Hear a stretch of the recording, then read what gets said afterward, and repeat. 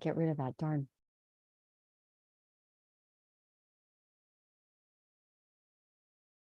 Okie dokie. Okay, here we go. So, Amalia Natalio with Karmic Kindness with Madelaine Parker. Hi, everybody. Bringing you the cosmic forecast with our cosmic chat for the Sagittarius new moon that is occurring. Actually, let me make sure I get the time right. Hang with me for 1 second. It is occurring on June the 3rd at 11:42 p.m. Eastern. So it's a late one.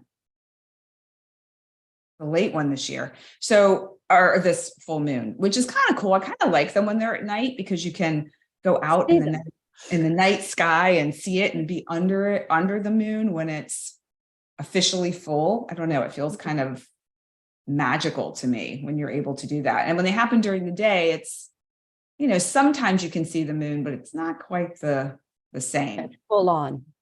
Yeah. Yeah. It's like got a slightly different vibe. Yeah. I think it happens for us around 7:30, 8:30 p.m. Yes. Yeah. That would, let's see. And it doesn't get dark. And it doesn't get dark here in northern Idaho until like 9:30. You'll be able to see it, but it's weird. It doesn't get dark till like 10 o'clock, 8:30. Oh, interesting. Yeah, really late. Is it because you're high up? Yep. Ah, interesting. Yeah. So here in Florida, well, it's darker a little bit. I mean, probably a little on the later side. When I lived in Virginia, that we weren't super close to the mountains, but the mountains were around, and so it would definitely get darker later there versus here. So it's very interesting.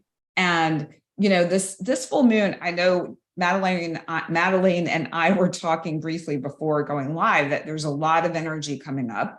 I've had a number of people reach out. I posted something for my Wonder Wednesday this week about energy that's happening now from the new moon that we had most recently in Taurus. And it was such an intensity because even though we're kind of moving through the eclipse season with the Taurus Scorpio nodal axis, I feel like there was some of that residual eclipse, that Taurus energy that might be taking place, at least for me, where I was feeling it on all those karmic points. And it felt like a lot. I had a number of people reach out to me saying like, what the heck is going on? I can look at the astrology just like Madelaine and we can point to different things, but I think it's also where you are as a soul, what you're here to move through. And this happens all the time, but right now we're in this huge shift where there's solar flares happening. There's a lot of energy in the cosmos that is through with some, I don't want to name the fixed stars because I'm afraid I'm going to mess up which ones they are, but I know there's a number of fixed stars that have a number of activations happening that we're all feeling on a collective level. And it's pushing us outside of our comfort zone, or it's pushing us in to take a look at our stuff, to be able to really shift and make some changes going forward. So I feel like this full moon could be a potential culmination. Like if you think about Sagittarius, the glyph is the archer, and the archer never pulls its bow or lets go of its bow until it knows it can hit the target. And so for all of us, we're being pushed into, okay, where do we need to shoot our arrow? What are we focusing on? What's our target? And then we can release our arrow. What are we completing? Full moons are about completion. What are we completing? What cycle is wrapping up? Or, and it could be what do we need to see? What is being highlighted for us right now so that we can complete a cycle, so that we can shift in some way? So I just feel like, without even looking at the astrology, just feel like this is a really pivotal time for so many people. Yes. And they're feeling it in such an intense way. Yep. And that concludes our cosmic chat. That's it. That's all we have to. You said it all right there. Well, yeah, because I mean, what you're saying is echoed in some of the other transits that are happening with that Pluto, and then we've got Jupiter on the nodes, and the last Sagittarius lunation, we had Jupiter on the nodes again too. So absolutely correct. We are totally changing and pivoting our course corrections. We've got everything in all planets stationing direct right now for like until the 17th, 18th of June. So thank God Jupiter is in the Taurus energy, although in Vedic it's in Aries, but that's another story. But energies are super going fast, things happening, moving. We've got Mars squaring Jupiter in the nodes, and usually Jupiter squares are positive, but Pluto's in the mix. So we're really a lot is coming out in the public. Secrets are coming out about, you know, politicians and things like that, but also like in our own lives, we're learning a truth that we've been out of direct, because Sagittarius, Jupiter is always about the truth. Pluto's about our soul. So we're really course correcting, redirecting with these T squares, with Mars, which is action. So we're shifting and pivoting, and it's usually forced because, you know, it's a T square, but Jupiter and the nodes are in the story. So it's like we're really needing to be course corrected and sent the right way. And our ego is always the thing that sends us off path. And so usually we're not happy if it goes against our ego. But trust it, because it is the right course. It's a new destiny because it's on the nodes, and it's the south nodes involved as well, because it's at the end, it's at the 0 degree, it's at the end degree of Scorpio. So we're really clearing out toxicities that are holding us back. I mean, we're really looking at the shedding of an old skin, an old layer of life. Big and time. Yeah, and the thinking that made that life is changing. And we've got new thinking. So we've a lot of us we're seeing the world in a completely different way. This is Jupiterian. This is about humanity. It's in the sign of Taurus. So it's about abundance for the people. So it's like we're course correcting for the good of all, which is why the universe comes in and the nodes come in and tilt things by square, by force, or by circumstance, and redirect us, because we're headed a better way than our mind can perceive. And, you know, Jupiter in the sign of Taurus is extremely abundant. We're really settling. You can think 12 years ago around this time, because we're going to go through where Jupiter is in everybody's chart, but as well as this lunation, because this lunation is ruled by Jupiter. So we got to look at that. But you know, look back to, you can look back to where everything was November 23rd, because that was the new moon. This is a 6-month period future. So we're going to kind of be responding to that other report that we did. And we're going to see now the fruits of our labor, the fruits of our, the redirect, because it was on the nodes last time at about 14 degrees, I think the nodes were at, and Jupiter was, Jupiter, the nodes were in Taurus. Jupiter was not on the nodes, but the lunation may have been on the nodes. I'm trying to remember where that was. But anyway. In November? Yeah, I had that chart up actually. Let me take a look at it. New moon in Sagittarius chart too. I just bought a new program too, so I'm excited. Oh, that is exciting. I can't wait to see it. Yeah. So the November new moon, I'm going to see it as a wheel, and I'm going to put it up here at number 1, and we're just going to look at number 1 here for a minute. So the nodes were on the nodes were at 13 degrees, and the moon, the lunation was, hang on a minute. Why do I see that? The south node and the north node. Where's the sun? Where's the sun? The sun was at 0 degrees in the moon. That's right, because the sun and the moon were conjoining together in the sign of Scorpio on the south node. That's what it was. So what were we doing? We were releasing a toxic, something that was in our path that was taking us off course towards our destiny, which is now being resolved. And we're now in the position to take that course, or to take that path, as it were. I hope that makes sense. But because that south node was at 13 degrees and that lunation was at 18 degrees in the sign of Scorpio. It might have been like 14, 13 degrees. So we were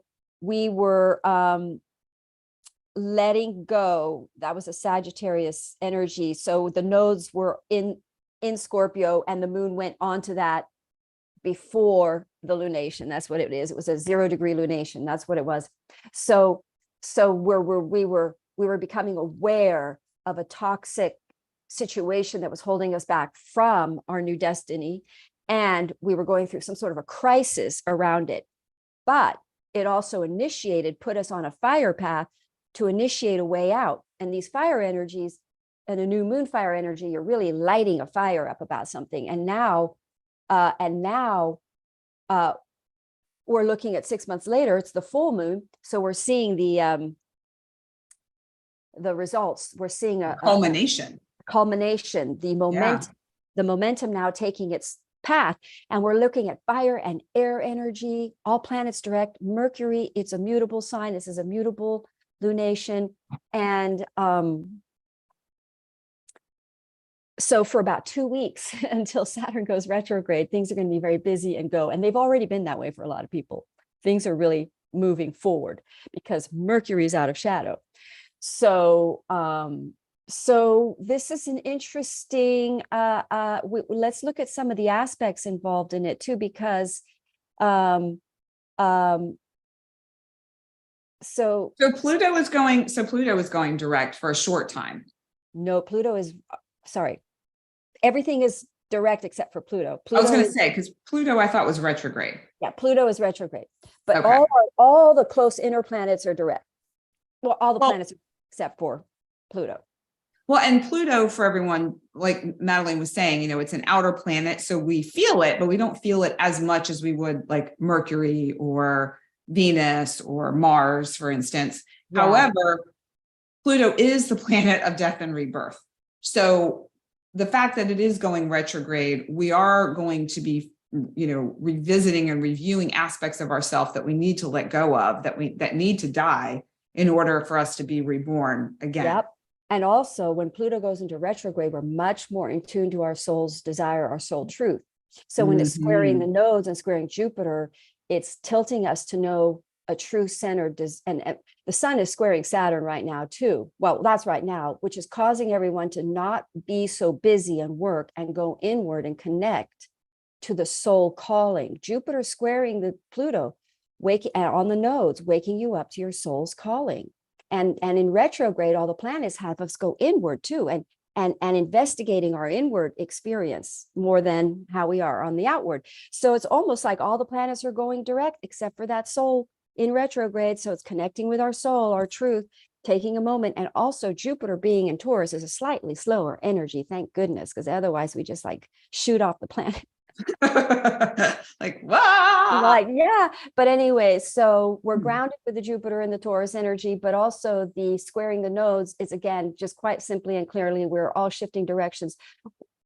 A little while ago in the last lunation, there were so many planets at 0 degrees. We're starting new beginnings. We're starting new chapters. We're letting go of toxic things that are holding us back. We're going through a transformation where we are now being more authentic, living our true calling, releasing toxic mentalities, wherever Scorpio is, toxic potential relationships, anything that was holding you back from your expansion, because Jupiter is all about expanding. In the sign of Taurus means we're expanding our stable, financial, abundant future. So we need to be lined up with the soul path, because that's the abundant path. Jupiter takes us on our abundant path. If we follow our Jupiter, we find our abundance. And the soul, Jupiter and the soul working together to expand your abundant calling. So, yeah, let's do it. Interesting. Let's see what's happening. And again, full moons can bring up, I know I've got some squares coming up on this one, and I'm studying it going, I wonder. But squares and challenges around this full moon, because when we look at this, so we're going to go ahead and share the chart and take my new program that I'm exploring. It's Astro gold, I think it's called. Yeah, astro gold. Nice. So I like all the color. I know. So now I can go on the grid now and see all the transits, exactly how this full moon is going to be really interesting, because we've got Mercury and Uranus conjoined. See, this is what's fun about this. I can see all the transits. You can literally go through like every planet. So the moon is opposing the sun, squaring Venus, kind of a wide square, trining Mars, but these are kind of wider, but I won't go through all of them. But the big one is this one here, Uranus and Mercury conjoining, which really makes it pretty because Gemini, the sun is in Gemini, was very mercurial, it's very electrical, nervous. I mean, just like energy, a lot of electrical, mental energy, ideas flowing, spontaneity, because it's like outward energy. This is a fire moon Sagittarius. It's inspired energy, fired up, new beginnings, new ideas, especially that Mercury and Uranus conjoining. And then if we look at what Jupiter is doing, there's Jupiter, the ruler of this eclipse. It is sextiling Saturn. Awesome. Squaring Pluto, we talked about, conjoining the nodes and opposing the south node, K2, which is releasing toxic, unhealthy things, because we're about to go, the nodes are about to go into Aries. And so we have to let go. Then we're going to have the south node in Aries. So it's like literally a brand new, fresh start. And we need that purity. We need that clear, we're emptying the bag out in the Fool card, that 0 degree point. We're emptying out the backpack of things that are no longer, that are just weighing us back. So we're having a transformation occurring, all of us in the planet are, because Jupiter is all of this stuff is going to start. The reason we're going to go forward with our true callings, and we're going to redirect, and we're going to do it, is because we're going to have faith in it. So some sort of opportunity comes up that ignites our, shall we say, faith in this, which then fires our motivation up, reignites, excites. And that's that Uranus is like out of the blue, surprising, exciting information, depending on how it aspects your chart. For me, it's a trine to my Mercury. So that'll be exciting, inspiring new news. Yay. Yes. And it is to expand our abundance, because this is at the lower degree Taurus. So when Jupiter is at the end of this transit, at the end of when it finishes out its Taurus transit, you will see a very solid path, abundant future. Think last time when Jupiter was in Taurus was in 2012 to 2011, and if that's right. And I know in my own personal life that was definitely a resettling of a financial sort of structured, stable, restabilizing, because things before that got kind of rocky. The economy was nuts before that. So anyway, I think the economy is nice and strong with this Taurus Jupiter. So Sagittarius is going to hit everybody's Sagittarius and Gemini. Sun's going to be in Gemini. It's going to be illuminating ideas. Gemini is ruled by Mercury. Mercury is on Uranus. It's going to be liberating ideas that liberate us, that are progressive, that are about the future, because it's on the nodes and it's on Uranus. It's like the new ideas based on faith, based on trust and abundance. We're really leaving that again, that's thrival. We're going to thrival mode. It's again, if you don't see all the abundance right now, just relax, because these are Taurus energies. They're just enjoy the process. It's not supposed to be fast, although it could be very fast because of these other energies. Let's put it this way: the energies could move very fast towards creating this new structure. Like if I was to use the metaphor of building a house, you would be building. Everything is lining up now. All the finances are there. The planning department approves. And the guy who's available now to build the foundation is ready to go. It's like, boom. And you're now building your foundation, and you just can't even believe it happened so fast. But the foundation building will take the amount of time that is needed and proper to keep it stable. So that's kind of how to explain mixing these energies up. So the Jupiter energy sextiling Saturn, that's so nice. Saturn is about to go into retrograde. And then it's sextiling Saturn. So that's again, and it's in the sign of Pisces. So that's sort of like a flow energy with Saturn, with like a flow supportive. Saturn isn't going to get in the way and create too many problems towards the structure building, you know. And that's really the main things to look at here in this lunation. There's that Pluto squares. Let me think if there's anything else. We look at Mars is in Leo. So we've got quite a bit of sort of fire energy, Mars being in Leo. Again, that's probably sort of inspired, creative. You know, this is a positive, abundant energy of things going forward and expanding.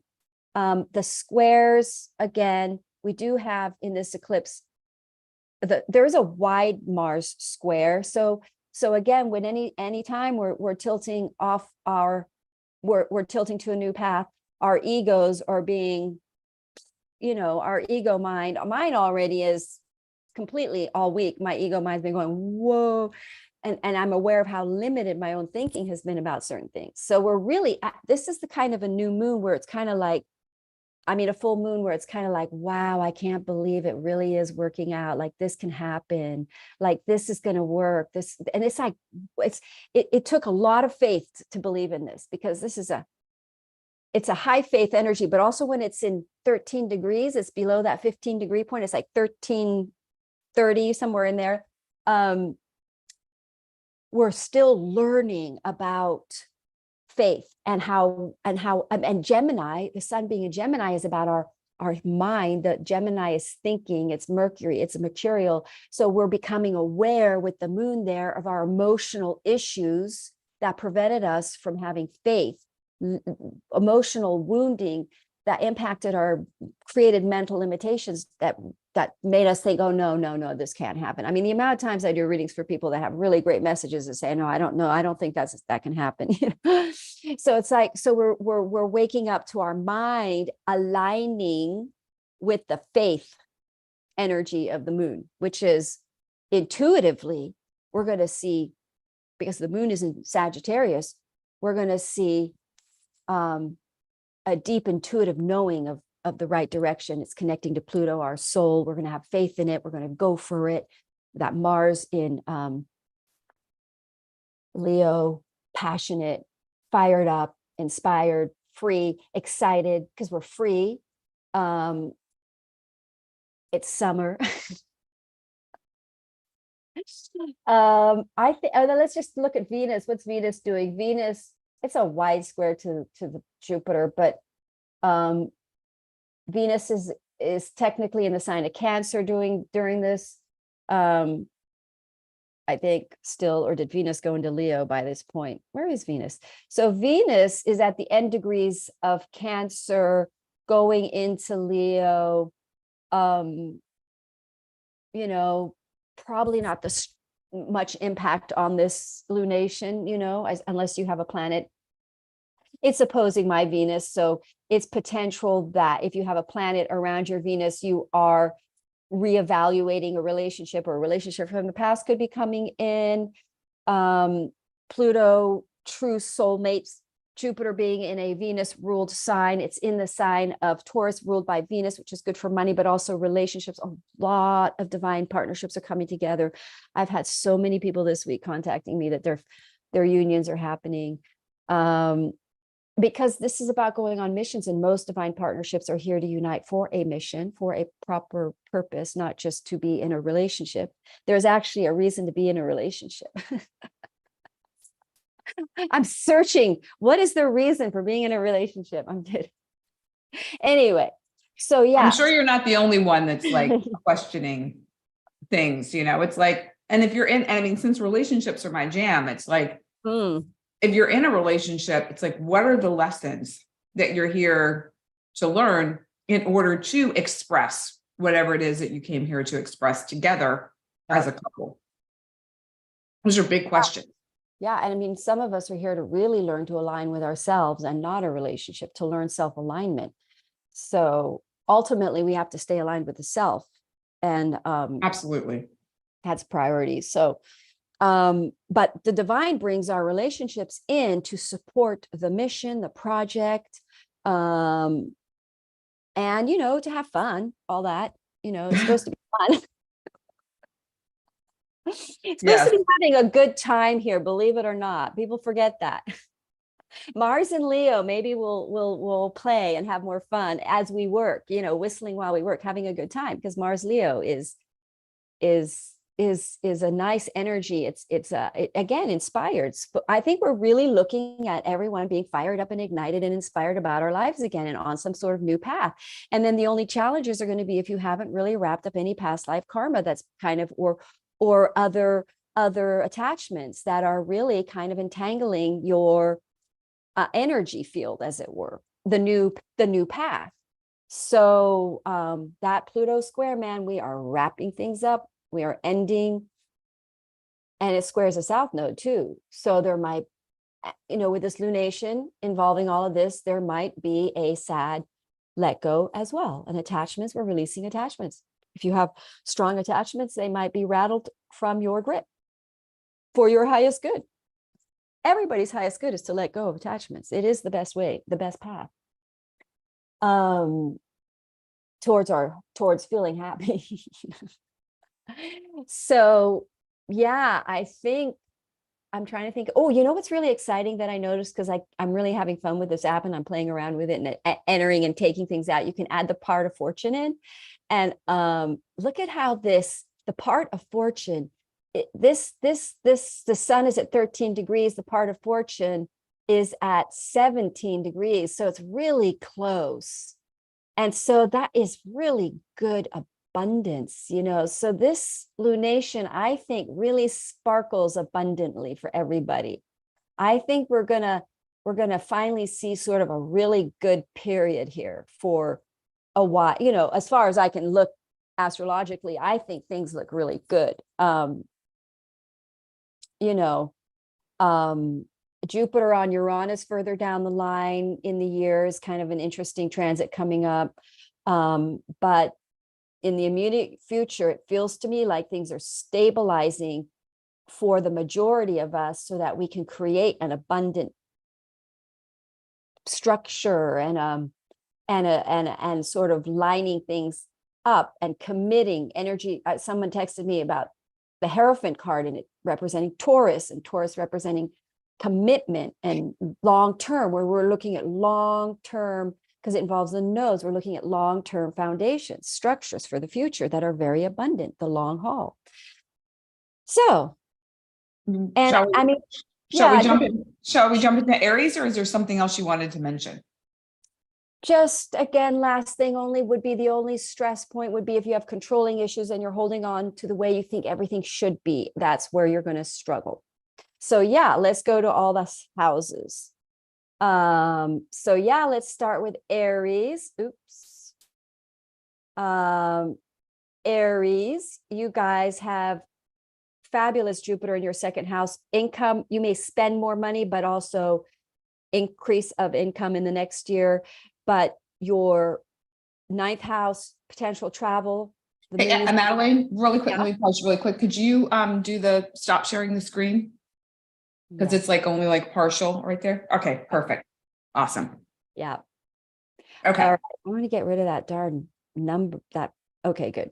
All right. So yes. So we have Sagittarius. So you got the moon in your ninth house. So that could be travel or learning something new, or something that, let's say you're Aries and you started learning astrology and you started your course in November 23rd, and now you're ready to actually sort of step out and maybe do some clients and do some readings or teach it. Or maybe you've been learning a long time and now you've been practicing and now you're ready to start teaching. But basically with that moon, or you definitely start traveling and you take on some really fabulous new adventure. Having the Sagittarius full moon in your ninth house is like suddenly you get to go on an adventure and travel. You've been longing to do this. It's really exciting. But again, it's going to be in alignment to do that, because it's going to be your destiny is going to support this. So it's going to involve your for humanity. Again, this is supporting a humanitarian purpose of some sort. It's expansion. Maybe you'll sort of be a diplomat for your company and you bring companies together or something.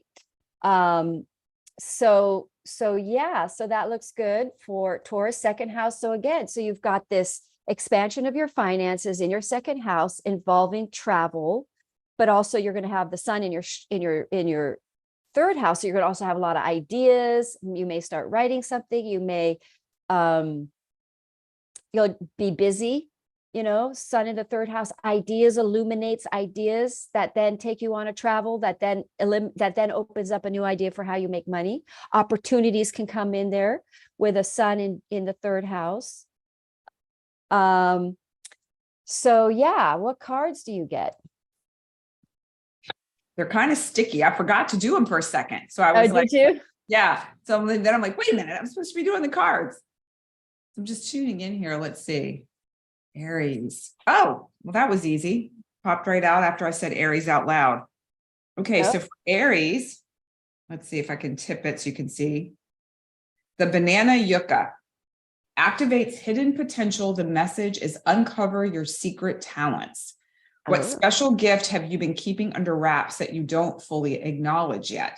Banana yucca dissolves insecurities around your capabilities and brings hidden talents to the surface, enhances your ability to make unexpected leaps and bounds toward reaching your goals.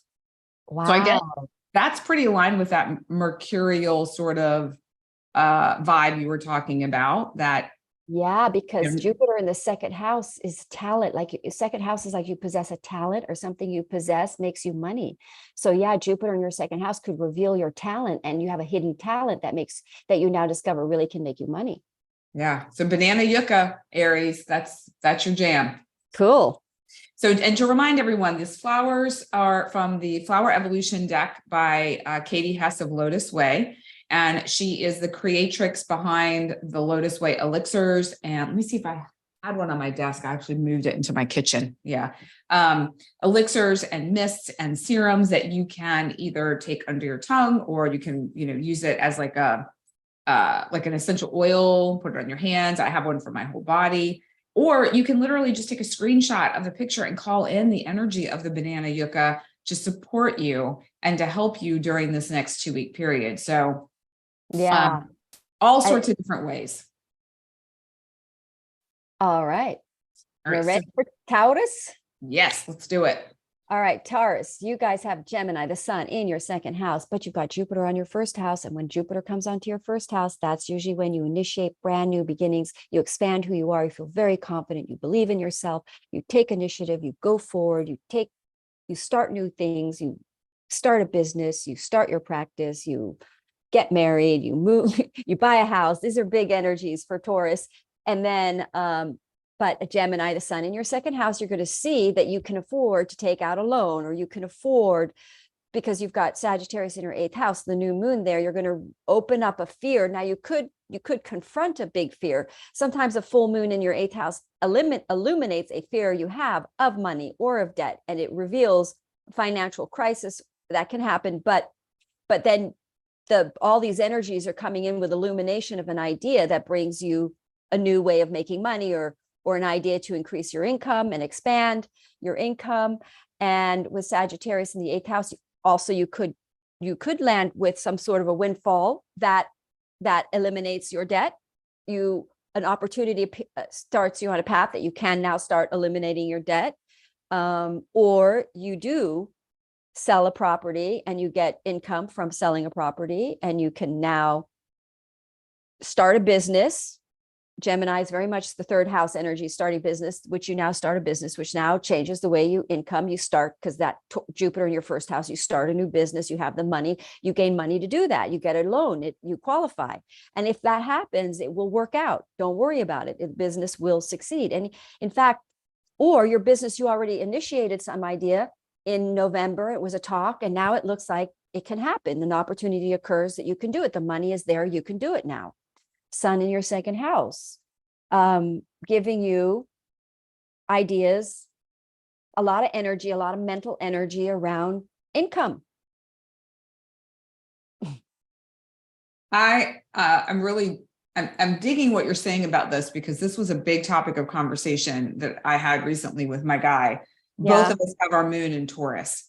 And so Right. for both of us, we're looking at different, how do I want to put this? Like different pathways and different avenues of revenue streams and income coming in, and maybe doing some pivots, making some changes and lining things up in a slightly different way than before.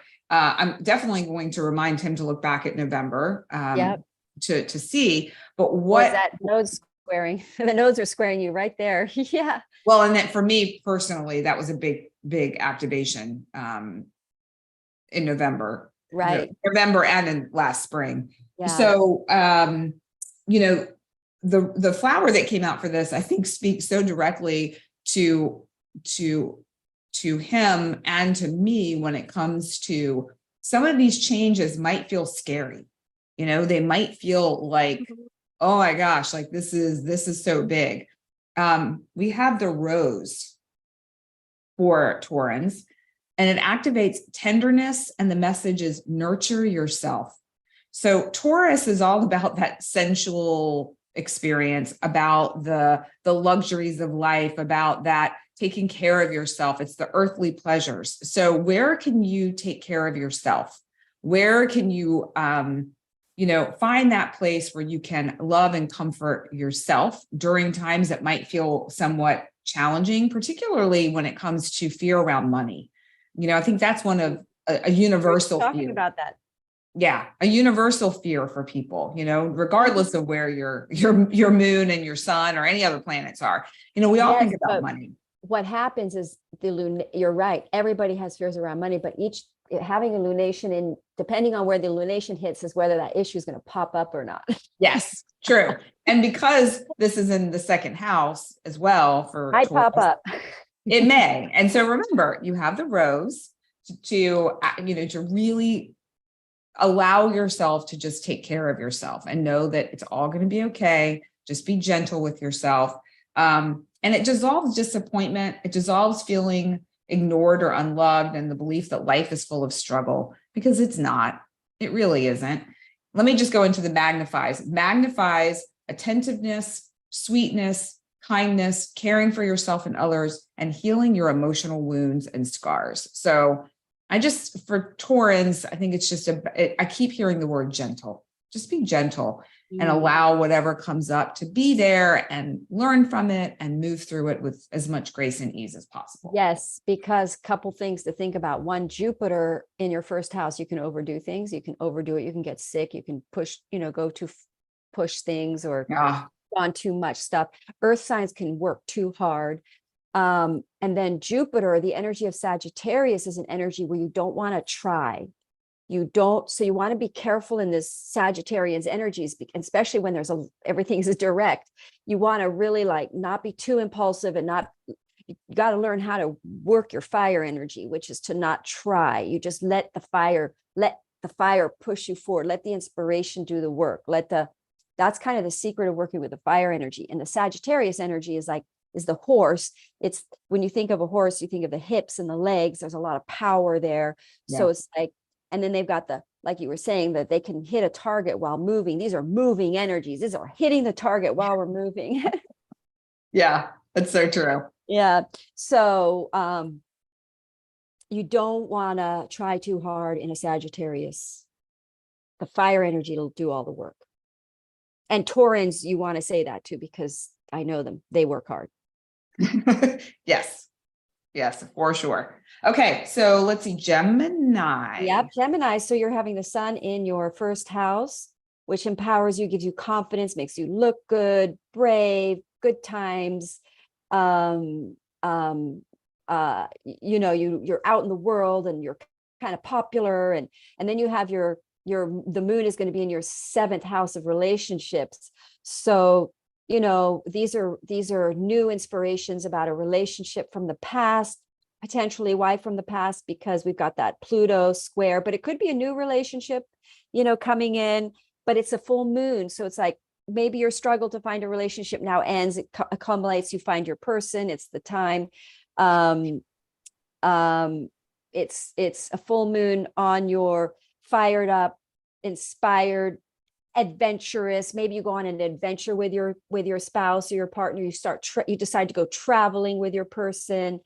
Again, you're going to have your ruling planet conjoining Uranus in the sign of Taurus. So, wow, I mean, really taking some very strong, bold, new and spontaneous ideas, to travel or do things or to start a new business. Selling is maybe you suddenly do very well with selling. Something really opens up because Gemini is a salesman as well. And you've got Uranus there, suddenly a new opportunity in the sign of Taurus that also with that Mercury Uranus, a lot of people could find sudden financial expansion, liberating you. Jupiter is all about expansioning finances. Maybe your finances through a spouse or mate really expand.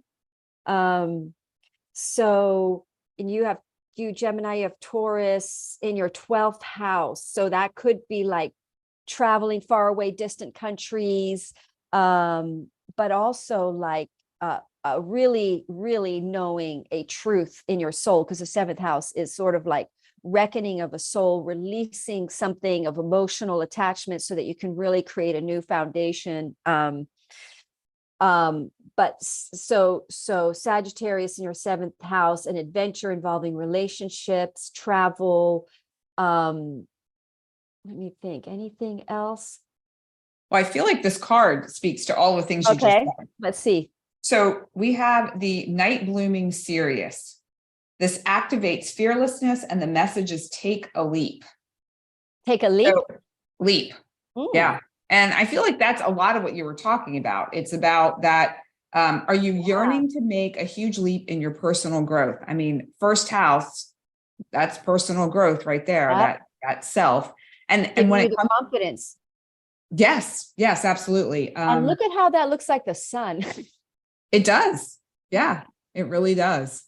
There's a lot of brightness and lightness and expansion, and yeah, let's go. So night blooming Sirius. And this too, it blooms at night. It's a flower that is illuminated at night. And so I feel like with the sun being in Gemini and the moon being in Sag, like this is such a beautiful combination of the two.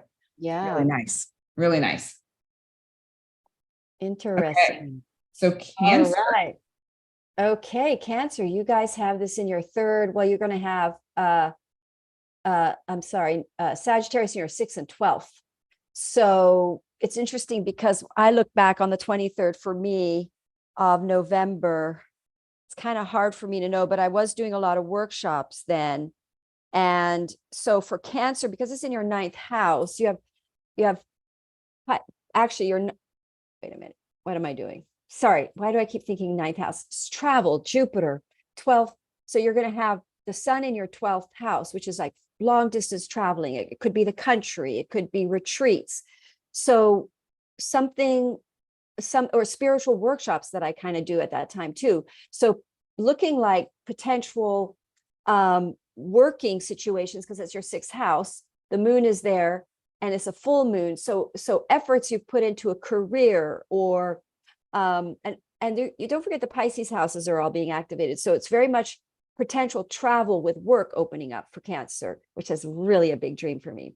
So it's like potentially something that also what happened in November 23rd might have been because the nodes were involved, they might have blocked something. So something that was blocked that you weren't ready for now comes back and can work and can do it, because then Saturn goes into retrograde right there in your 9th house of travel. So it's like potentially either teaching or traveling or taking on some sort of a course comes back into the story.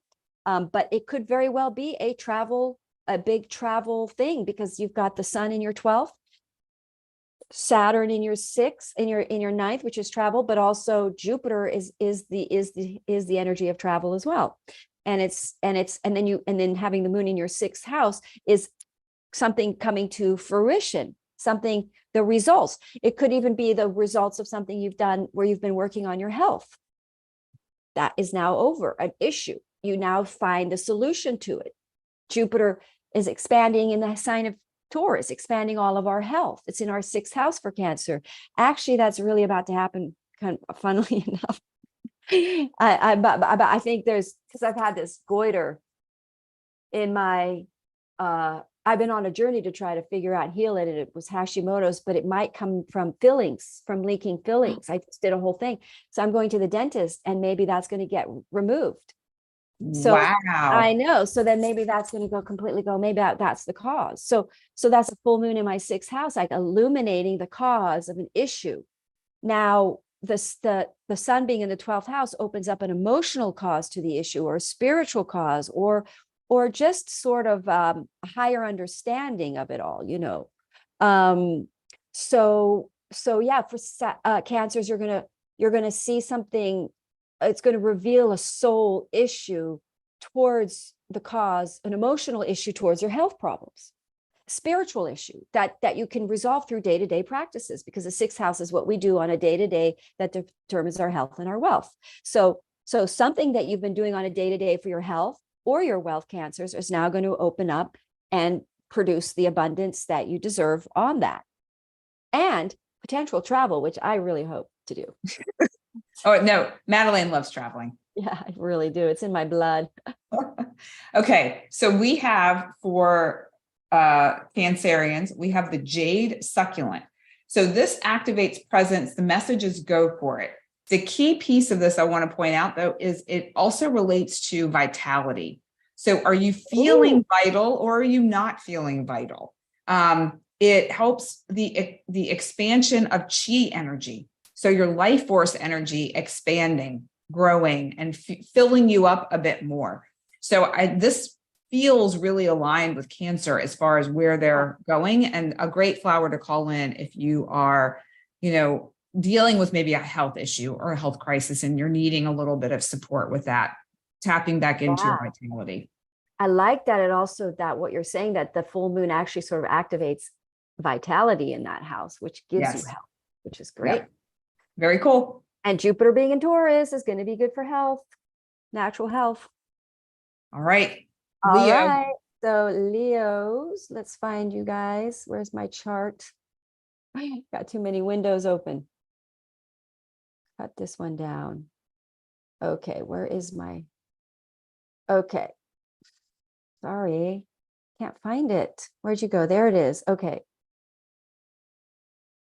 Okay. So Leo, you guys have this happening in your, well, let's see, you got Sagittarius in your 5th house. So relationship, friendships. So you're going to have an illumination of a relationship or a friendship or a creative project that looks like comes to, shall we say, fruition, goes forward. You're inspired. Boy, talk about a Sagittarius full moon in your 5th house. I mean, you are inspired for a creative new project, or a creative new project comes to you now that you've been wanting to do, you've been inspired about doing. Now the efforts, or you had the idea back in November 23rd, or you talked about it, and now it comes into fruition. You can do it. You're getting universal support. It's happening. It can also be a relationship coming into fruition. A friendship now becomes a romantic relationship that you then go into commission with, because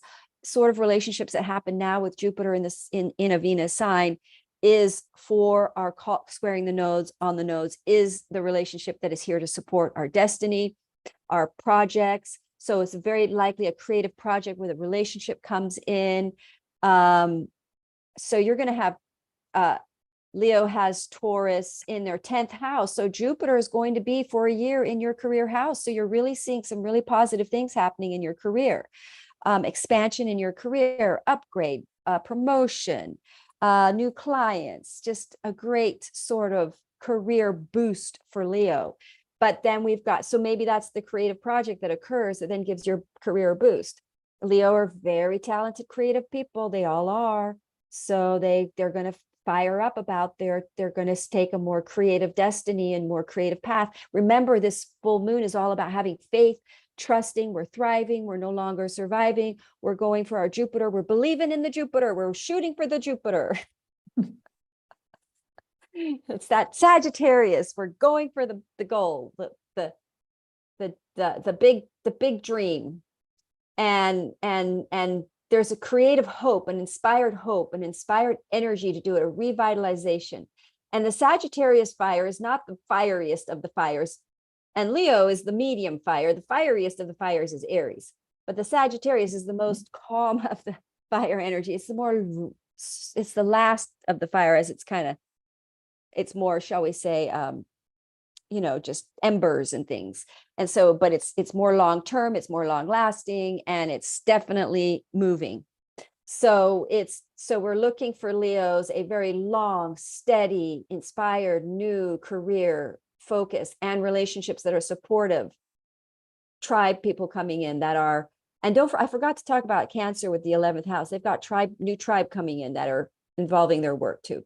But so for Leo, you've got like, new and creative projects. Now, it could also be like in November, you met somebody and then that person becomes a relationship full on, or you met somebody and now you go into a project with them. So there's a connection, but always this is going to be involving a leap of faith, which I think you mentioned earlier. That's what the whole Jupiter energy is about, is having the faith. But when I say leap of faith, it is going to be assisted. You are going to feel supported by the universe. There are open doors here. It isn't just, we're being guided this way. We can see it. That's the point of all of this, that we're not all lost errant knaves, as Shakespeare says. Errant knaves, lost are we all. But look at you being all intellectual. Yeah, I know. I love Shakespeare. I love to read Shakespeare. I have a big Shakespeare book right here, right there. You see? Oh, wow. Yeah. I have a fun game where I just like open it up and read like a couple paragraphs, and I just get a lot. I do that with a Rumi book that I actually have here on my desk. Oh, you do? Yeah, here, I'll show you my Rumi. Hold on. Yeah, it's my Rumi. Oh, yeah, that's cool. Yeah. And I will open it up to certain pages and just read and see what's inspiring. And yeah, that's cool. Yeah, it's fun.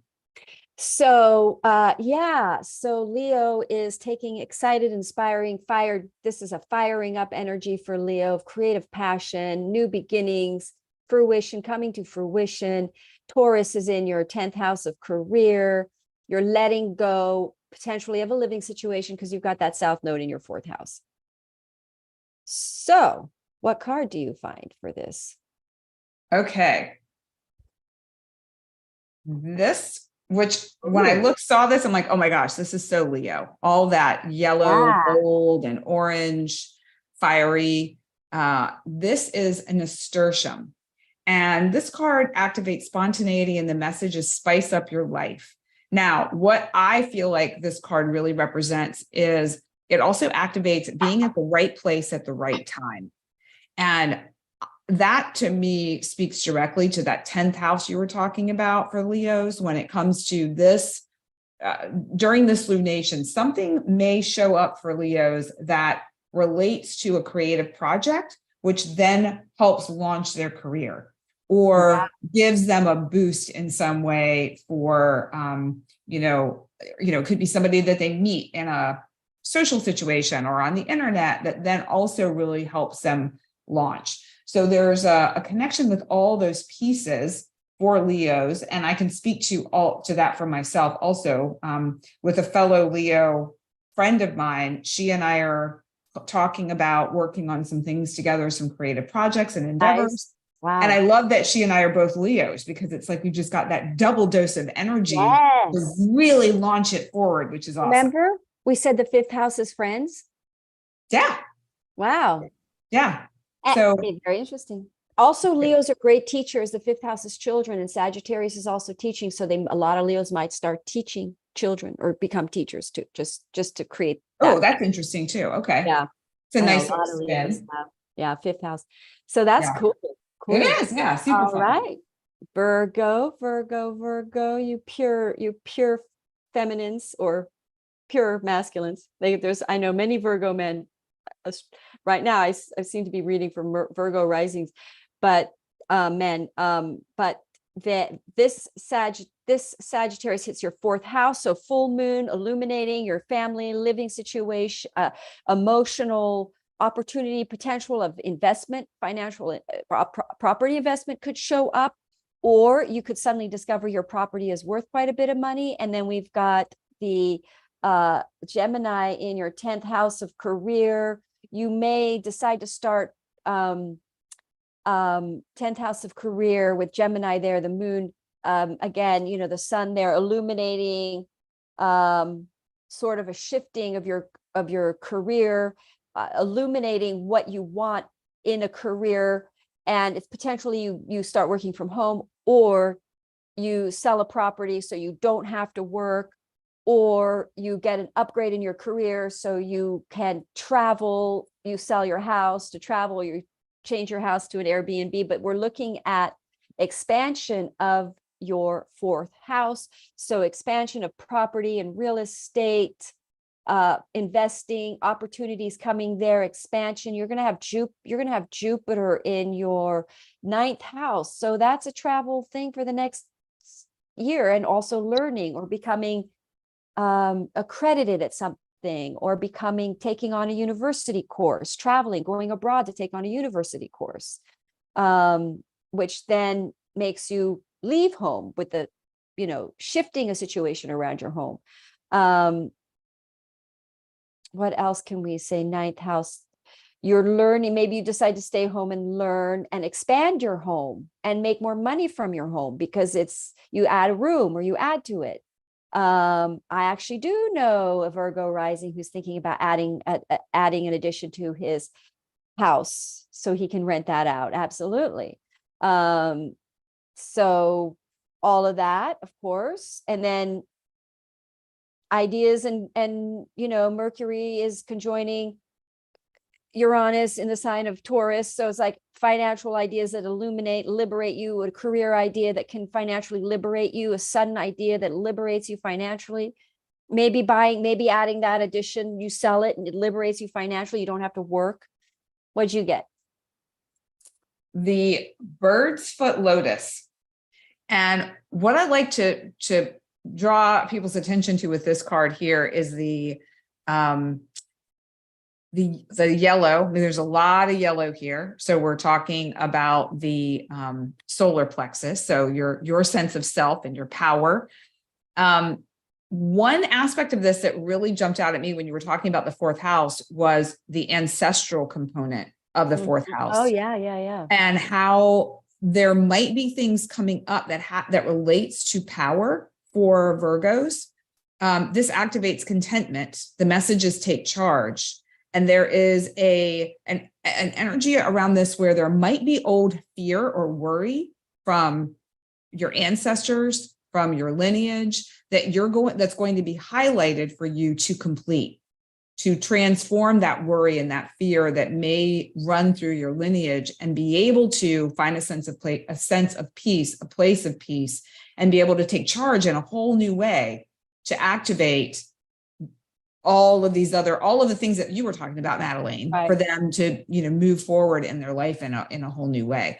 So this also magnifies happiness, a relaxed belly. So you're talking about the solar plexus, you know, how we tense up when we're feeling sense of anxiety or nervousness. It's like, relax. Yeah. The fourth house is the belly.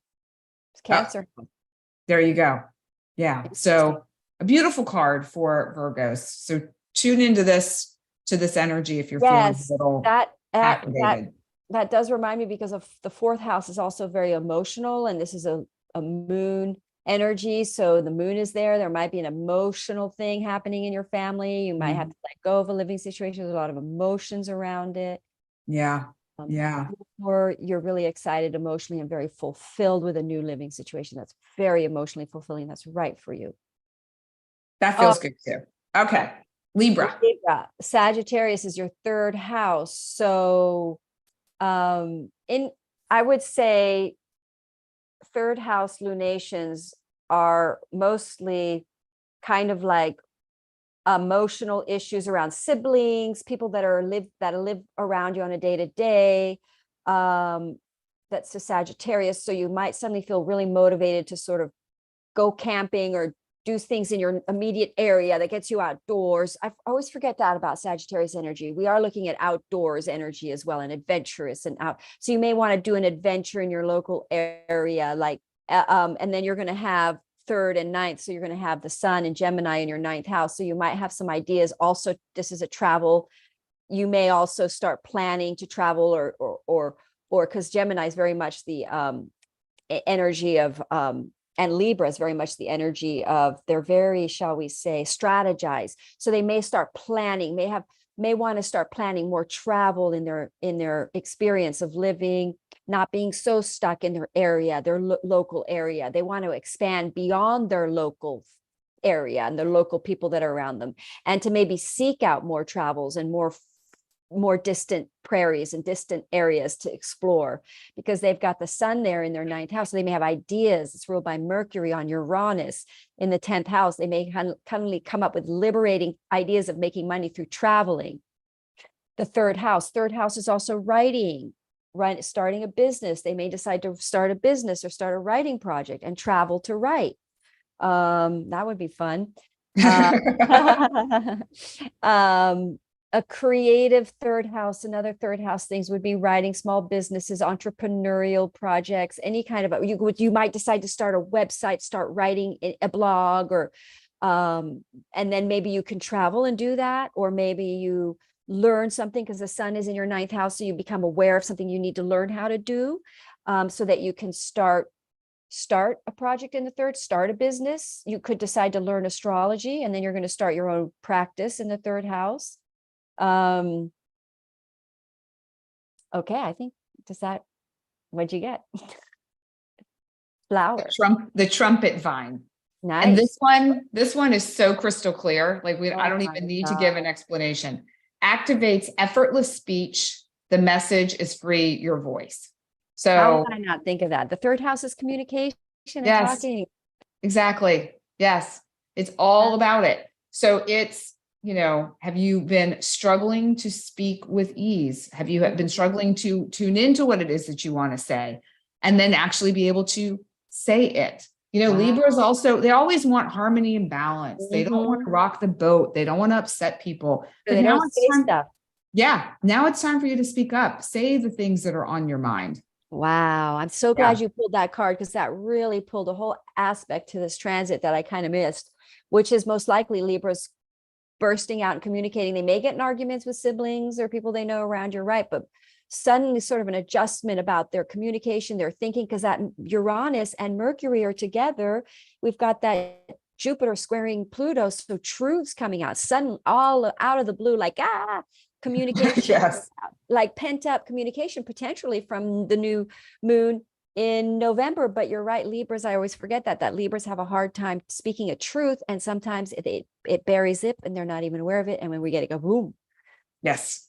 Yeah. So good to be aware. Yep. Glad you picked that card, because that is very, very on point. All right, Scorpio. So you guys have Taurus in your 7th house of relationships. So we are looking at reshaping, restructuring of relationships for the good of you and all, and most likely getting into long-term relationships. But also we've got this Sagittarius is in your 2nd house. So fantastic. An illumination of a way to make money, a new way to make money opens up. A full moon in your 2nd house. That happens to me. And in fact, I have a Scorpio friend who is now going to work at a retreat with me because I recommended her. And so now she's working a retreat. So she's just starting to do these retreats. So that's interesting. It's in her 2nd house. It's expansion. Also, don't forget that Jupiter is kind of spiritual, and Sagittarius is sort of a higher philosophy, higher consciousness. So it's expansion consciousness. So you're making money in a way that's spiritual, that's more expansion and consciousness, that's Jupiterian, that's your calling. And that is true because she is an excellent sound bowl person. So she's going to be doing, and which is her calling. So then we've got Taurus, we said, in your 7th house of relationships. So she does, potentially start a new contracted relationship involving your career in a new way of making money. Could involve contracts with other relationships, or a new partnership involving, and again, you could get into a relationship as well. And that's going to play out throughout the year. So maybe it happens within the year. And then you're going to have Gemini in your 9th. So potential travel ideas, but also teaching or higher philosophy or learning to go to school. But the sun there, remember, giving you faith in yourself, because this opportunity opened up for the Scorpio I know that now gives her faith in herself. This illumination gives us faith in ourselves and what we're here to do that it is good for people, that it is where we're supposed to, it does expand our life. We're usually a little bit insecure about these Jupiterian missions and causes because they are leaps of faith. They don't look secure, but they are if you have faith. So, all right, a card for Scorpio. All right. So it's interesting. 3 cards actually flew out, and then I landed on one, and I think one was actually specifically directed towards me and something that I'm going through since Scorpio is my ascendant. But this was the one for the collective, and this is the Mountain Laurel. And what I love about this card, before I even go into the energy of it, is all the purple, which is reminding Scorpios to really open up their crown, open up their third eye, allow that information that's ready to come through. It's not quite like the 9th house with this higher wisdom and knowledge, but the 8th house is also like opening us up to different avenues. And so being aware of that, particularly within our relationship with money and our relationships with others, there could be some new information. This activates total comfort, and the message is let it all hang out. So is there some area of your life where you're holding on to something too tightly? I know you mentioned that earlier, Madelaine. Scorpios too, it's like at the South Node on them. There's a lot of, and that's like the South Node is what you're comfortable with, the things you're used to, it's the familiar territory versus the North Node, which is something new that you're stepping into. So this just reminds Scorpios it magnifies your confidence, it magnifies playing big, and it magnifies mental freedom. So get out of your head. Don't worry, that Gemini energy, all that thinking, just allow it to calm, allow it to settle, and trust what is coming through your crown, your third eye. Well, that's Jupiter's color, purple. All right. Need we say more? I had to say that, yeah.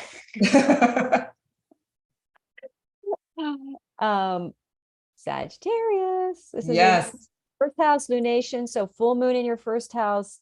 Something about you expands. You become more of a version of yourself. It's an expansion energy. It's kind of like you discover more confidence in yourself. You feel like you're going to be more in the limelight, more seen, more out there. Jupiter is your ruling planet in the sign of Taurus, is going to be increasing your finances very strongly, very stabilizing time for Sagittarians, great time for Sagittarians. Again, your destiny is being tilted by the nodes and Pluto and Mars squaring all of that. So just go with the flow, Saggies, and try not to try too hard. Sagittarius are the worst at that. They can really block stuff by thinking they need to activate the fire. You don't. The fire will act, just be inspired and watch what happens. Just feel the inspiration, and you and your fire power will cause it to happen without you trying. So Sagittarians, watch out with this full moon. Don't overdo anything. Don't go crazy. It's very spontaneous energy. So just the reason these Jupiter energies are so powerful is because it really initiates it gives that fire boost to initiate and go for something and have faith and fired up about it. It's that bolstering energy. So that's a big window of energy shooting through to Sagittarians. So just watch out. Don't let it just like rev your car up really fast and like go, whoa. It's like, lighten up on that accelerator pedal. Just go light on that. When you go from the clutch, when I was learning how to drive, I got in a car accident with my dad because I was doing the clutch and I let it out really fast and we went wham, and we went right into a rice paddy field in Nepal. That's where I was learning to drive on dirt roads in Kathmandu in between rice paddy fields. Oh my God. Yeah. Was the car stuck? No, we went absolutely upside down in the ditch. Yep. And what was so hysterical was that we had to the army had to come with a crane to come and get it out, and they bust the crane. It was just a complete disaster. And then everybody just got fed up with the crane, and about 15 men jumped in the ditch all together and literally lifted the car out with their hands. I couldn't believe it. Because the crane didn't work. They couldn't get the crane working. So everyone just said, fuck it. Let's just do it. They just jumped in the ditch, and about, I don't know, maybe it was more men than that, but all these guys got around the car and they all went, they lifted it out of the ditch. Wow. Was the car still drivable? The car was fine. We just got in and we drove it. The car, it didn't even dent the car. It was the craziest experience of my life. I'm literally, after that clutch went, I was turning and I went, let the clutch out. I went shooting into the ditch. I'm like in my dad's lap. And I'm like looking at him going, and my dad just goes, shit.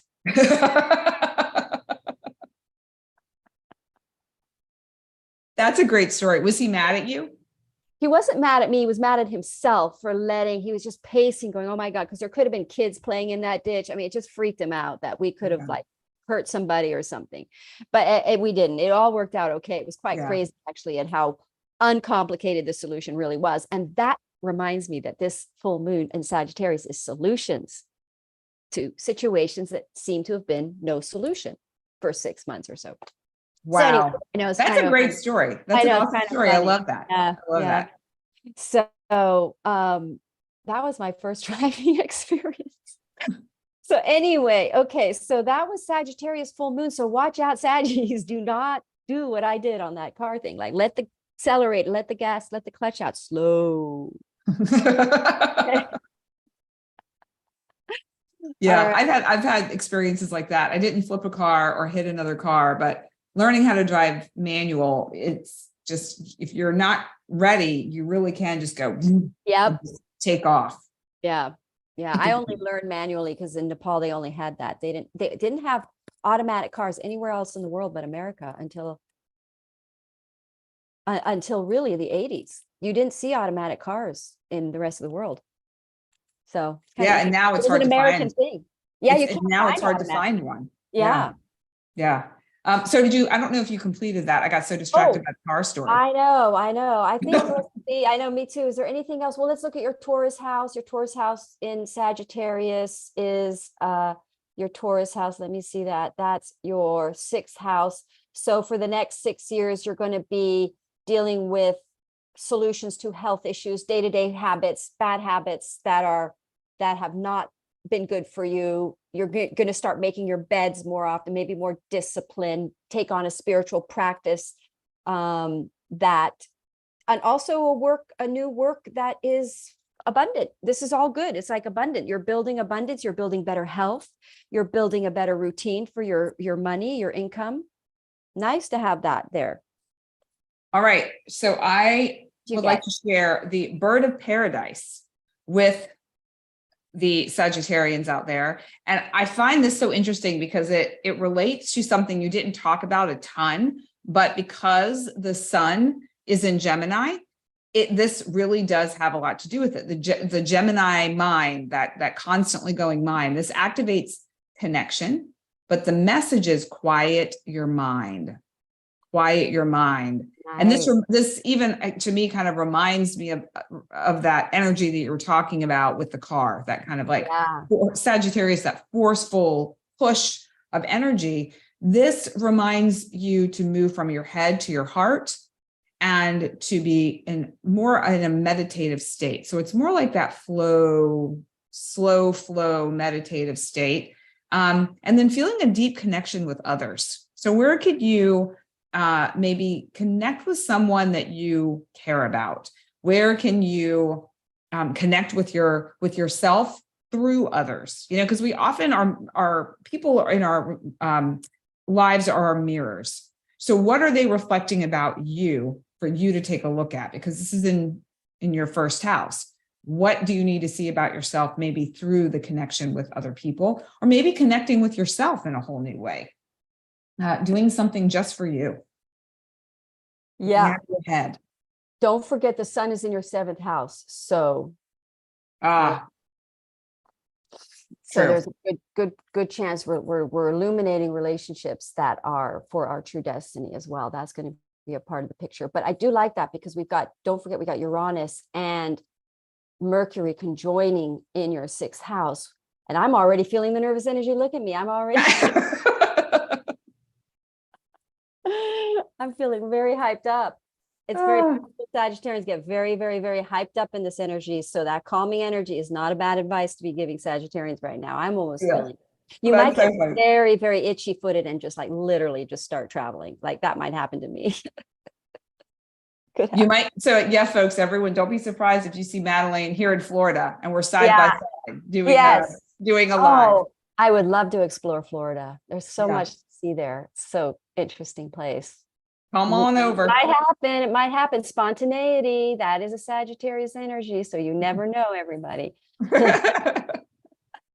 You have to keep tuning in to catch us in person together. Yes, because I want to go to Italy really badly. I grew up in Italy, so I'm missing it so bad, but I could definitely break the journey up. In fact, you can't fly out of here. I have to fly somewhere first in America. So it would be fun. I'll make it. Yeah. Is it Miami that you live in? Okay, cool. Yeah, not too far from there. Yeah. So, I mean, you could easily fly into, there are 3 airports close to me, and you could fly out of Fort Lauderdale or Miami to Europe. Okay. There's tons of flights. So, yeah, possible. We'll discuss. We will continue this conversation. Yes. So, did we pull a card for Saggies? Yeah, the bird of paradise. Oh, we did. Okay, good. Yeah. All right. Woohoo, Sagittarius. You go, guys. Saggies are going to fly in this one. Okay. Let's go. Capricorn now. Capricorn, you have Taurus in your 5th house. Awesome. I'm really glad about that because I know some Capricorns are going to really enjoy that, to have Taurus in the 5th. That's great. Creative projects opening up, or potential relationships. But this full moon is happening in your 12th, which is a challenging full moon. I remember this lunation before, and the Capricorn, I knew they came up with a real crisis at that point in their life. So Capricorns, but this is a solution and the end of that crisis, which is great because I know somebody who's going through a really awful experience with financial problems. And I think this is now the end of that for you, Capricorn. You're resolving it. You've got Scorpio in your you've got Sagittarius in your 12th house. So you're resolving some sort of karmic resolve around emotional money. I mean, I have a lot of planets in Capricorn, so I can sort of understand this energy where you're really resolving that trauma around finance, karmic fears, having no faith in because Sagittarius being in the 12th house is like you're really learning to have true faith you're learning to have faith and not be so Capricornian, because Capricorns are very security-based, control-based. So now this lunation is going to open you up and relieve your soul and release the money tensions and fears. And you're sort of going to relax and sort of start to have more faith and let go of some of this control, because your karma, you've had Pluto on your Capricorn house. And you're really learning to trust your soul. So I think now this is the rewards of the new moon in November of a financial liberating. Remember, we have that some kind of a creative. This is great news. Oh my gosh, because I know a Capricorn who started a creative project back then, and now it's going to financially liberate you. So it's like some kind of a creative project that comes through, and a relationship comes in and gives you financial liberation, because Sagittarius is your 12th house. So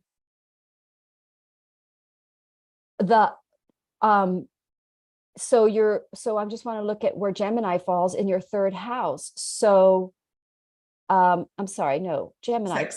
Six. Yes, yes. So like a work situations opens up financial abundance through a work situation involving creative endeavors. I think you're financially finally out of the woods in a very scary, traumatic experience that Capricorn have been going through, like real earth rattling, because they're being woken up to the fact that they don't hold ego control over their life. God does. And that's what Sagittarius, or God, or whatever you call God, your higher self, or the universe, the flow of the magic, of the power of the unseen forces are at play here, that we have to relinquish faith to. Capricorns can't run the whole show, make it all be exactly as they want. They had to let go, trust and faith. They're going to see that what they had to let go and they've been scared but jeebers out of, they've let go, and now they're going to see it was okay. Their faith is going to kick in. So here's the question, because from what I know of some Capricorns is some have been doing the work all along, seeing what's happening, learning the lessons, letting go. And then I know some Capricorns who haven't been doing the work, who've been clutching on and who have not let go. What's And they happening are, to them? pardon? Are they having a hard time? Oh, yeah. Oh, yeah. And it's, you know, I feel like some Taurus energy is coming in to make them very stubborn. Like they are arguing for their limits. Mm. So I'm curious about this particular illumination for them. Well, Is it going to be one, like if you've done the work, I feel like you're already beginning to see the fruits of your efforts. If you haven't, I feel like there's going to be some maybe discomfort this go around, because you're going to be pushed to let go of something that you're really holding tightly to, that really is not serving you, and that may likely push you towards your soul and understanding what your soul really came here to experience. yeah, Thoughts? I think, well, I would say if you haven't done the work, that full moon's going to show it up as a crisis, and it'll pivot you because of the node squaring Jupiter. So Yeah. it'll just show up more of a crisis situation potentially that you then do really see, because that Sagittarius in your 12th house is going to illuminate the issues, the soul karma, the soul resolve, the emotional things you're here to really resolve. And so it's just going to help along the edge. It's going to keep tapping, and these lunations come along in these sections, and then just keep nudging you along. Yeah. Yeah. Willing or not willing. So true. Yeah. Yeah. And I'm sure there's not, you know, I'm speaking we're speaking to all Capricorns here, those who have been along for the journey and those who are coming in later. They were going like, well, this is what the heck? You know, what will happen to them too, the ones that haven't done the work, is you're going to wake up to having more faith to let go of your control. So once that happens, you this might just give you a little bit more faith. This lunation is going to show you that we manifest abundance in ways we didn't know, that there is a divine at play, because Capricorns forget that they're not God. And I don't mean that in a big ego, like I'm everyone's God. They think they're the God in their own lives, and that anything good that happens in their life is because they did it, and they did all the work, and they are hard workers, and they did do it. But they forget that there's a big component in it, which is 50%. The universe was providing through that. And there was a part in this of the universe. And so your abundance was a co-joint effort. So then they wake up and they go, wow, I got completely slammed with that Pluto on me. I lost all my heart. I lost all my controlling energies. How I make everything happen didn't work. I know all the Capricorns that happened. I always do this. I always made work that way. I always made a lot of money. Why is it not working? Because the universe has shifted now, that we're not going to create as much abundance by operating in the security-based energies. So now the Sagittarius are like, you mean, then they got ego smashed, and they're just in disasterville because everything they did wasn't fruiting or causing the fruit that they're used to making it happen. And then they suddenly see, oh, you mean the divine was working this way? I didn't see it, and it is delivering the fruit. It wasn't just my work. There is a God in the picture, or a universe. I am co-creating here. So that's what's going to happen to Capricorn. They were here to suddenly learn that you co-create with the divine, or with the universal force, and that you got to mix your strong work ethic with the will of the divine, your calling. So Capricorns are going to redirect to it. They're going to go, wow, you mean I can create abundance without working my butt off? You know, the universe actually hands me things that I didn't try to make happen. Like there's a force at play here that I'm just a part of. So I think that's nice for Capricorn. I like it. It definitely is. It definitely is. And are you ready? I can share the card. Sure. Okay. So we have the pomegranate flower for Capricorns. This reminds me a bit of the Leo flower, which I think is kind of fun because my guy is Capricorn and I'm Leo. And it seems like they sort of go together in a way when it comes to the energetics. Both of us have a sun in those places. This activates strength, and the message is detox and re-energize. So this is also 6th house for folks that are paying attention to the houses, and that is your health and your wellness and your body, and as well as day-to-day things like that. But you know, when it comes to some of the Capricorns I know, they've had some health challenges. They've had a few things that have shown up for them, and they're working through it. They're making progress. This is reminding you, like, okay, maybe you've done some things. So like, let's re-energize. Let's maybe remove some things from your diet that are not supporting you, that are not nourishing you, that are not moving you forward. This magnifies, again, we've got that vitality through cleansing the body and your energy. That's so important. Cleanse your energy too, not just your physicality. It magnifies your self-expression, creativity, also reproductive system balance. So endocrine system, things like that. That will really be helpful with stress and anxiety and things that might come up. So I really like this card for Capricorns. And, again, remember, you can call in the pomegranate flower, the spirit of the plant. You can take a screenshot of the flower. You can get an elixir, all sorts of different ways that you can utilize this flower energy.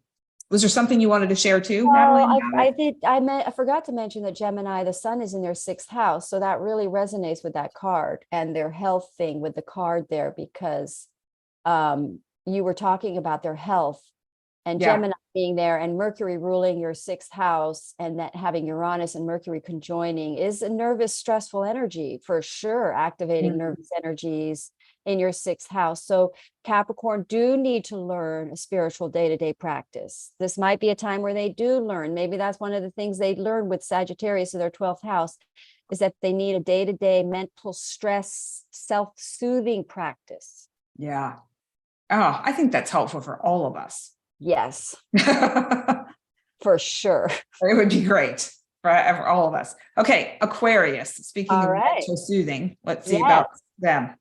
All right, Aquarians, you guys have a Sagittarius in your 11th house. So Jupiter is ruling this, which is interesting because Aquarius is an 11th house energy. Your ruling planet is in the sign of Taurus. Jupiter is in the sign of Taurus. Taurus is your 3rd house. Oh, your 4th. So interesting. A lot of good stuff happening in property, real estate, new abundance, new projects, that'll take place a year, maybe new buildings, new financial abundance developing and progressing and stabilizing through your 4th house of property, real estate, home, living situations. And then we have your Sagittarius in your 11th house. So you're going to have an illumination there. You're going to meet new people or friends you've met. Maybe you met some people back in November 23rd now.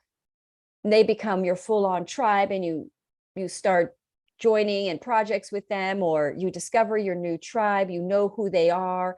Then in Gemini, you may move forth, and then you meet new people, a bunch of new people, because the 11th house, and 3rd house, sun.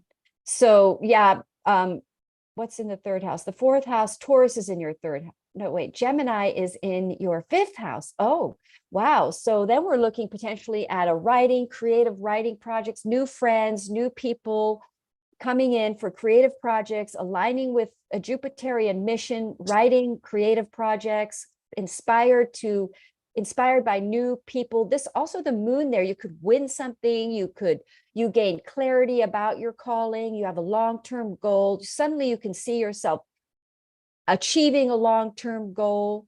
4th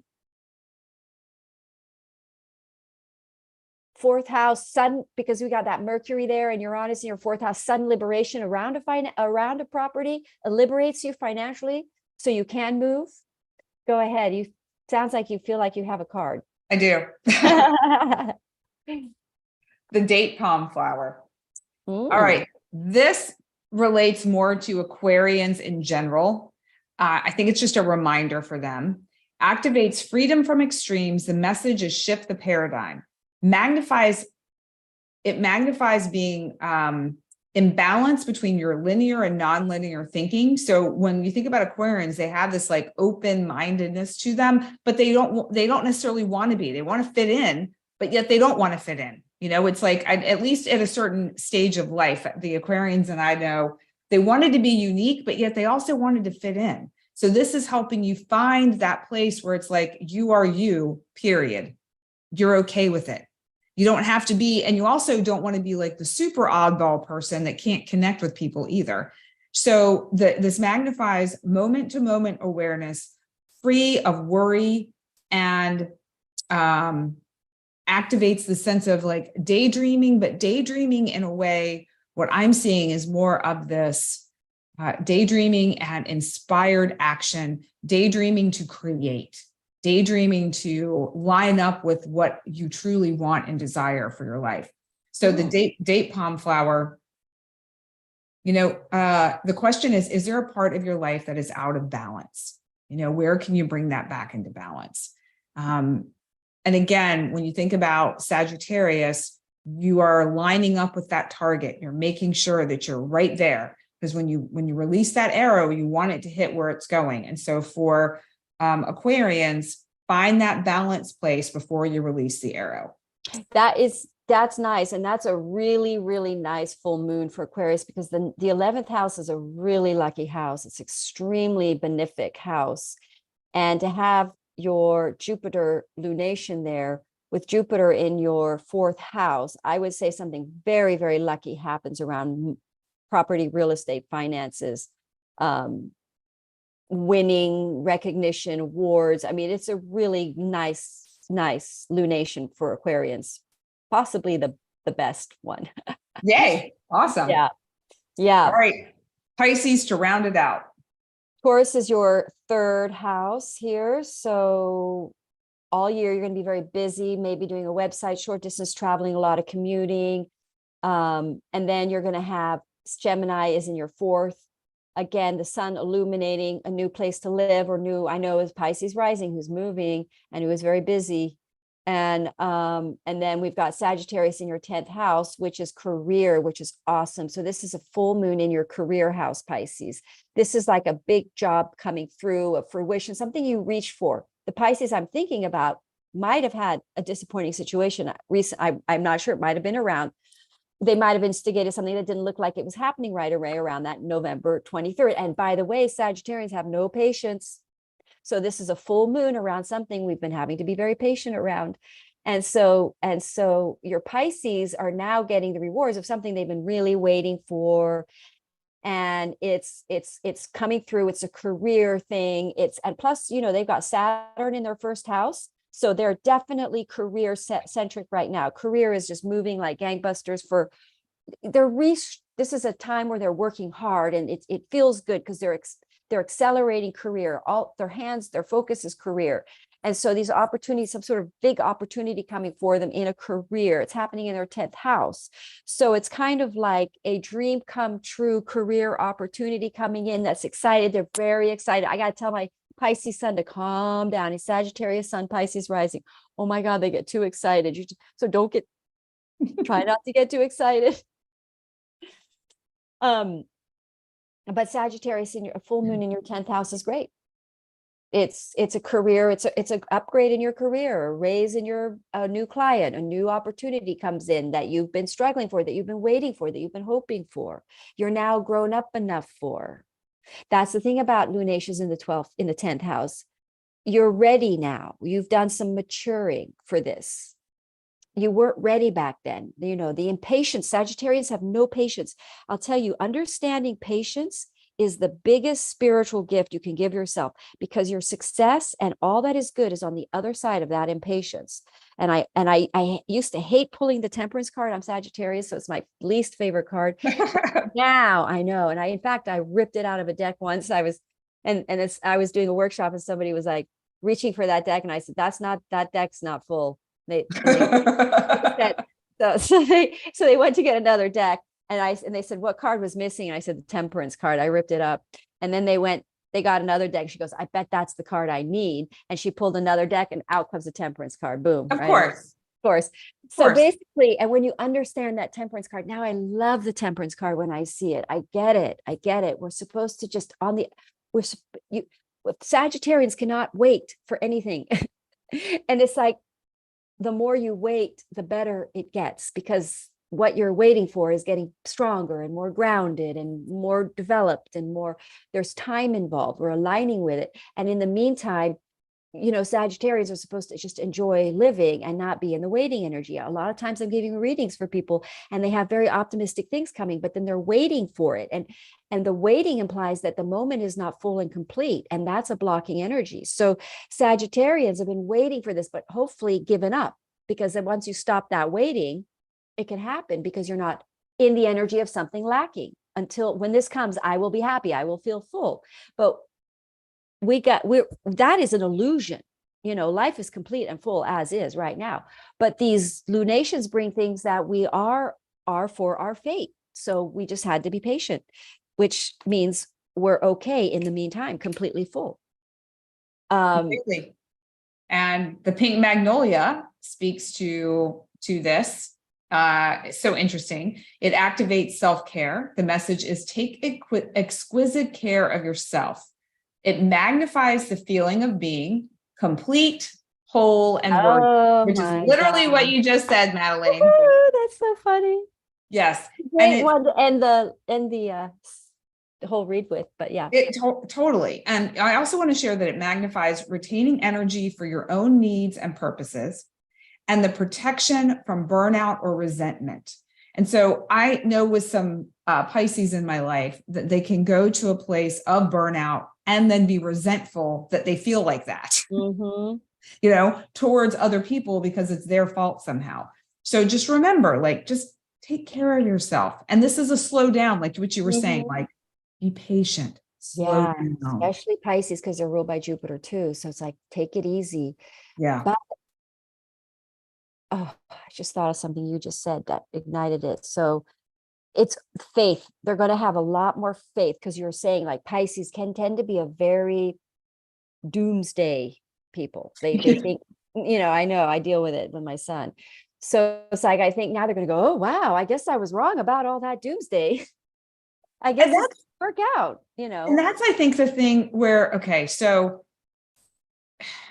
this feels so important to say for everyone listening, but particularly those that have Pisces in their chart. But I think for anyone, it's that sense of keep your eye, keep your energy, keep your thoughts, keep everything flowing towards that you desire versus that which you don't. We spend so much time looking at, the things we don't have versus recognizing the things we do have.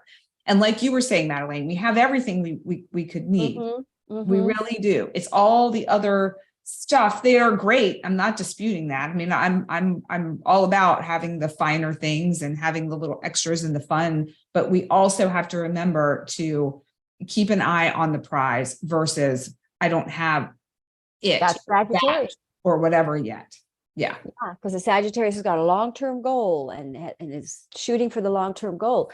And that's the other thing to say about this full moon is it's almost like a culmination or the arrival of a long-term goal that we've been reaching for. So yeah. All right. I mean, big energy, lots of energy. Everybody just hang in there. You're going to see culminations of things. You're going to, if you don't, you're going to be, whatever it is that you need to see is going to be highlighted. Look for it, pay attention to it. Don't ignore it. Open to the adventure that is bringing, because it's bringing an adventure, a new journey, a fun adventure that's the energy of Sagittarius. It's wandering, it's learning, it's seeking, we're discovering something new. We're going on a journey where it's exciting. So it is, it's some good stuff. And as always, if you need any support from Madelaine or myself, we have the information below where you can reach out to us, let us know. Just some really fun energy if you choose to look at it like that. Yeah. That's coming up. It's, adventures tend to be fun. There can be some pitfalls, there can be some things that happen unexpected. Uranus is hanging around, but it's all good. It's all good. Yeah. Positive, the energy of the Jupiter is to be really in faith and positivity, and that really does sort of rocket you through anything. Yeah, it does. It really does. So thank you all for being here. Amalia. We so appreciate you, and we will see you here in 2 weeks for the new moon in Gemini, which will have some interesting energy for that as well, I am sure. In the meantime, you know where to find us, and we'll see you here in 2 weeks. Namaste, everybody. Thanks for watching. Bye, everyone.